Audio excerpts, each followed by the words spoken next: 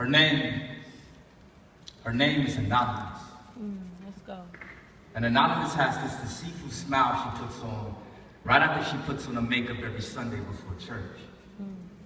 She attempts to make up the tsunami sin made of her soul with cover girl.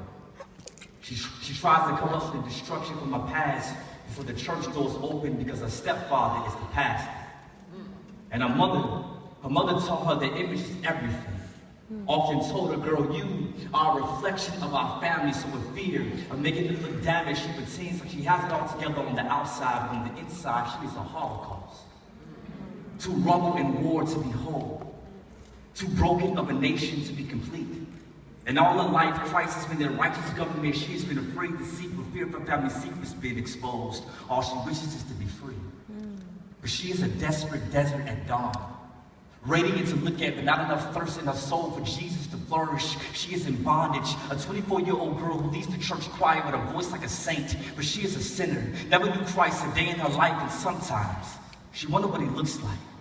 Because she never saw him in her household, let alone the rehearsed church she attends, so she pretends like she does. So ashamed to lift up that gifted voice of hers and cry out for help, so she tries to communicate through hugs, thinking that she could just squeeze the elders in her church tight enough that their discernment will pick up the heaviness that has kept us so grounded and prevented her prayers from reaching the heavens, hoping that somebody will look past the mascara and see that it's just a mask covering the scared little girl who was hunted by her past, a little girl who for years hid her fear, that it is she had her blemishes, a little girl who saw the boogeyman every weekend, not under her bed, but on a pulpit on Sunday mornings, a little girl who had a secret, better than the ocean hides the mystery of the deep, a little girl who's dying to come out to look her mother in the eyes and tell her, Mommy, it's getting harder not to look guilty because stepdaddy took my innocence at 11.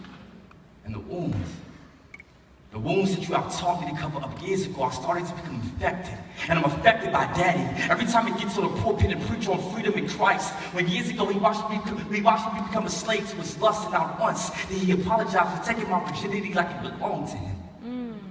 And now this empty void in my life is starting to feel a patient for you, for Daddy, for the church, and for everybody God used my voice to set free. Mommy, what about me? That's good. But every time Anonymous tries to speak, her vocal cords fill it with fear, blocking the truth from springing forth from her lips, causing her tongue to delay her delivery as she folds back into a cocoon.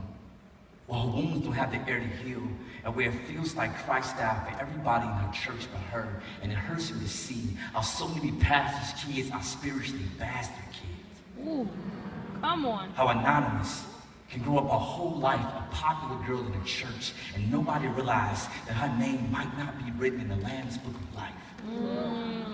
But just an anonymous soul, lost in the hypocrisy of her parents, not living but dying to know Christ and the pardon of her sins, longing for the day where she could lift her hands and sit worship and not feel like rehearsal. For the day where she could lift her voice in song and sing the shackles off her feet, to dance in freedom, live in Christ, die to self, but it's hard because her true self was never shown, so she never did. And eventually parted ways with the church, but her soul is still held hostage to her past. And her bitterness towards her dad finally outgrew her big voice, and sex became the only thing that can temporarily take away her pain. So she became promiscuous, finding false salvation in one-night stands, as if between those sheets, men can find and save their lost little girl under all that mascara, still broken and shattered with a heart like a brick, convinced that God forgot about her when she was 11, and even now, the forecast of her face is still confusing. Her smile is a sunny June afternoon, but it looks like rain according to her eyes and her tongue. It's not a day that goes by where I don't pray for you, but this poem is not just about my friend. This poem is for every anonymous in the audience. Amen. For the ones that grew up believing that Jesus Christ's spirit was too big to fit your frame, I want you to know that Jesus knows your name. Amen. Come on. He was beaten, broken, and slain for you too. He died so that you can come to him. And no matter what lies this world tell you, he's still waiting for you.